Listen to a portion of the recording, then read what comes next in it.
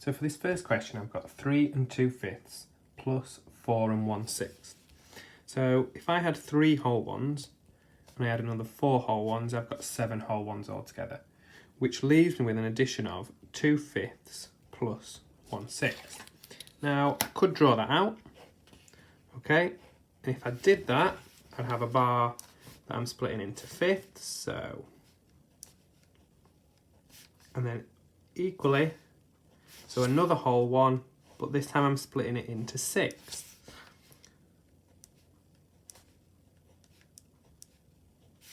Okay, so you'll notice that these lines, I know it's not 100% accurate, but these do not line up with this. I've got 2/5 here, and I'm adding on 1/6. I can't do that very easily because they're of different widths. They're of different values, a fifth and a sixth. So what I need to do is get something that we call a common denominator. So common denominator here, I'm going to look for the lowest common multiple of 5 and 6. So that's going to be 30. So my common denominator for each of those is going to be 30. 5 multiplied by 6 gets me 30, so to get an equivalent fraction, I've got to multiply my numerator by 6 as well.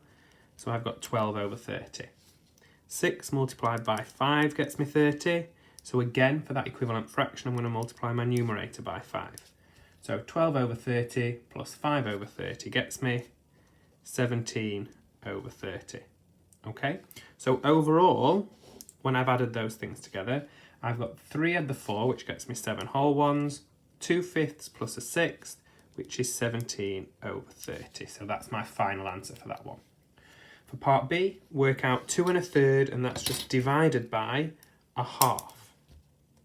Now, when I'm dividing by something, I'm kind of looking for how many halves will go into 2 1/3. Okay, first thing I am going to do is convert 2 1/3 into an improper fraction. So currently, so if I draw that out to make it a bit easier to see where I'm going with it, I've got, I'll just make them level, 2 whole ones, and then 1/3. Okay, so I need to see how many thirds that is altogether. So I've got 3/3 in a whole one, another 3/3 in this whole one, and then a third in that one. So altogether, that gets me 3, add 3 is 6, add 1 is 7. So 7/3 divided by a half. Now, when you're dividing by a fraction, that's the same as multiplying by the reciprocal of that fraction. So that's the same, it's going to get me the same outcome as multiplying by the reciprocal of 1 over 2, which is 2 over 1. Okay, so dividing by a half is the same as multiplying by 2. Alright, so again, think of that in another example. So think, for example, 10 divided by a half. So how many halves are in 10?